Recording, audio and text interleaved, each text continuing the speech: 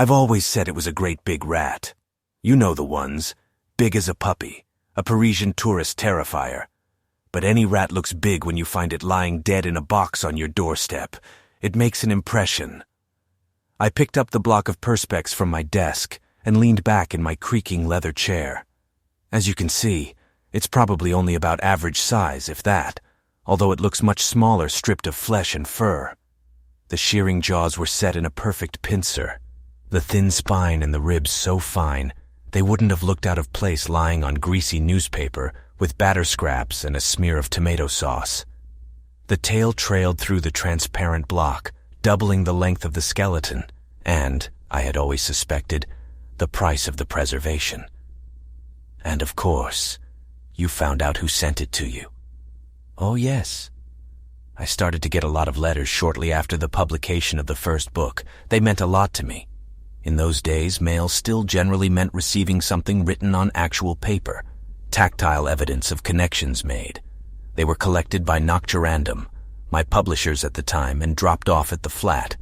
I received unreadably large bundles of gushing praise, ego-massaging attention, and outraged vitriol.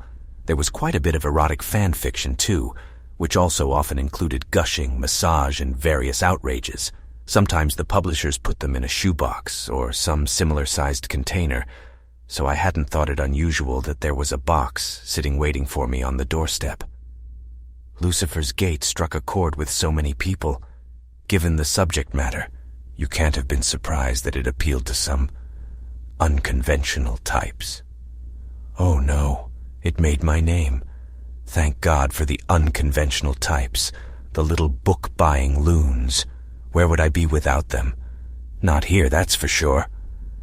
The thick burgundy leather of my writing chair creaked as I rocked back and looked around my office. Books and awards jostled for space on the shelves that lined the walls. Skulls featured heavily, as did angular lumps of perspex and glass. But creepy little Kenneth was the only one that combined the two. To be honest, I nearly soiled myself when I looked inside the box. The weight of it felt odd, but it looked a bit like something you might put a cake in. I opened it on the kitchen table, anticipating nothing more horrifying than impending cake-fueled self-loathing. When I lifted the lid, I shrieked like a BG. I ran to the bathroom with an urgency known only to a man who owns a single pair of jeans and no washing machine. And look at you now! Yes, a washing machine and a house with room to put one has since been purchased, as has an auxiliary pair of jeans, you'll be glad to hear. So, as you prepare for the release of the 25th anniversary edition of Lucifer's Gate, is there anything you'd like to say to the person who left you the rat? Thank you. For the publicity. For the love, however oddly expressed. The fright was good for me too. Always good to remember the feeling you're trying to conjure. After the success of Gate, there were loads of interview requests. My rat anecdote got rolled out a good few times. It spread like the plague. Well-meaning fans seemed to think it was an invitation to deliver cadaverous creatures to the publisher's office. So I am actually thankful, but not so much for the copycats, or the copyrats. I spun in the chair and looked at the screen on my desk. The cursor blinked at the top of an empty page. A few more things turned up at the flat. I suppose I shouldn't grumble. I got the idea for Wind in the Gallows when I found a badger in a bag for life. But then, when the donkey turned up, the only thing it inspired me to do was move house. You weren't tempted to keep any of the other presents, then? No. I suspect that most of the deliveries were made by misguided fans, but I never warmed to the idea of returning home to find a stiffened squirrel protruding from the letterbox. I would have needed to keep a taxidermist on retainer to deal with the amount I was sent. This place would have looked like the Natural History Museum. I had to get the RSPCA involved in the end. I donated a portion of the profits from Lucifer's swarm to them. We appealed to all of the fans to stop doing it, and thankfully they did mostly. The bandwagon stopped rolling before it ran over any more innocent critters. My agent still occasionally gets a hamster in a jiffy bag, but the advent of social media seems to have given the fans a less, visceral mode of self-expression. Anyway, none of them had the impact of that first one. I looked back at the long cuboid of perspex suspending the skeleton. She had laughed when I told her I had named it Kenneth. She had approached the desk hours after the signing had started. It was not my first book signing, but I was still stunned by the sight of people assembling to meet me, to buy something I had imagined. The queue had stretched out of the bookshop and down the busy high street. Some of the fans had come in costume. Homemade versions of my own characters filed past me. The pile of books, Lucifer's Patent, the third in the trilogy, had steadily shrunk, carried away by the protagonists made real. I smiled and shook hands, accepted requests for dedications ranging from the mundane to the surreal. Some of them had been downright obscene. One beaming fan had asked for a very specific message to be written into a speech bubble above a skillfully drawn cartoon of yours truly and themselves in a biologically implausible position. I had initially demurred, only to be immediately presented with an undecorated copy to sign. Their beam didn't even flicker, and I had no doubt that the image would be added to this copy later, putting my biggest fan back into their desired context. Bested, I'd signed the first copy too, embarrassed but secretly flattered. I was still happy to be there, but was beginning to tire by the time she got to the front of the queue. I've recalled the sight of her cautiously approaching the table many times over the years. She wasn't in costume. I barely have any recollection at all of what she was wearing. I remember the way she held the book, clamped to her chest under folded arms. She smelled of cold air and hygiene. A sharp black tattooed line poked out beyond the edge of her cardigan, or was it a coat or a shirt, and crept along her collarbone. I wondered where the line went, why it was there. She looked at me so earnestly that I had not doubted her for a second when she admitted that it had been her that left the rat on my doorstep all those years before. She was nervous. She was sorry. She had explained that it had been a difficult time for her, a time that my books had helped her navigate. It was meant as a gift, and one that had made perfect sense to her at the time. I smiled. I told her the story of my reaction on discovering the contents of the box. I told her about some of the more bizarre copycat efforts, but admitted that the whole affair had provided me with a ton of inspiration and interview-friendly anecdotes. She'd looked into my eyes and smiled at this, a small, shy smile. She was astonished to learn that the preserved skeleton now kept me company as I wrote, and she said that she could think of nothing better.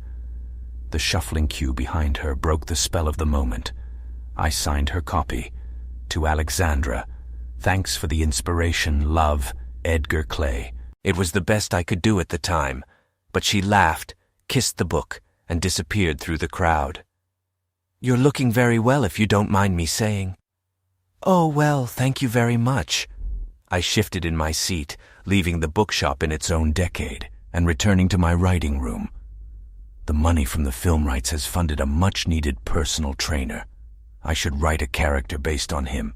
He's a demon who is summoned by an ancient rite involving the consumption of pies. He turns up and inflicts pain and expects me to pay for the privilege. He tortures me by looking better than I will ever look, but forcing me to keep straining to emulate his own unachievable levels of vascularity. It's more nightmarish than anything I've come up with before. He was here yesterday. I'm stiffer than Kenneth. So, the doyen of Gothic horror is a pretty conventional guy these days?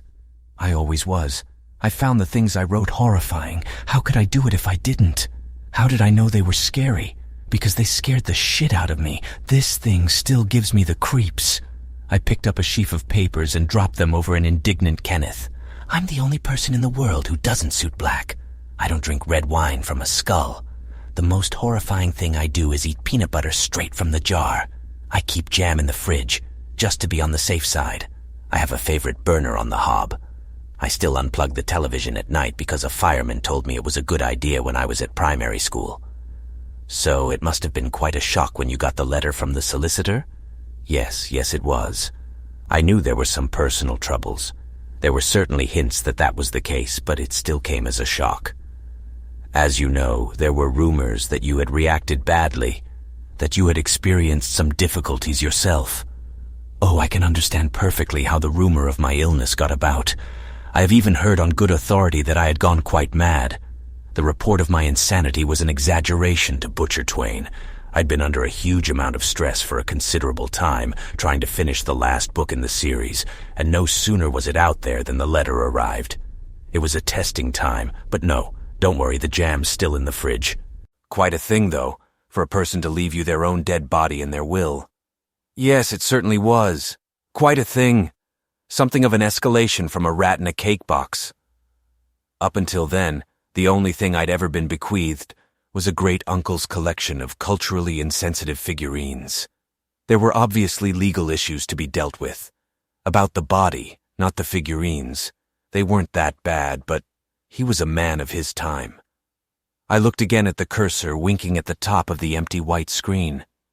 Becoming the custodian of the corpse of a deceased fan was quite a responsibility. I'd felt obliged to honor what had been requested in the will. It seemed rude not to. Mind you, the preservation was a bit more complex than getting a taxidermist to put Canis in perspex. Still, all's well that ends well. Here we are. You've got money, fame, critical acclaim, and love.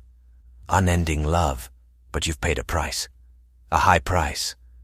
So, was it worth it? I'm really not sure. What do you think? I said, looking across the desk to where Alexandra sat stiffly posed in her own leather chair. She stared glassily back, but seemed to have nothing more to say. I looked at the bluing line that crept along her clavicle.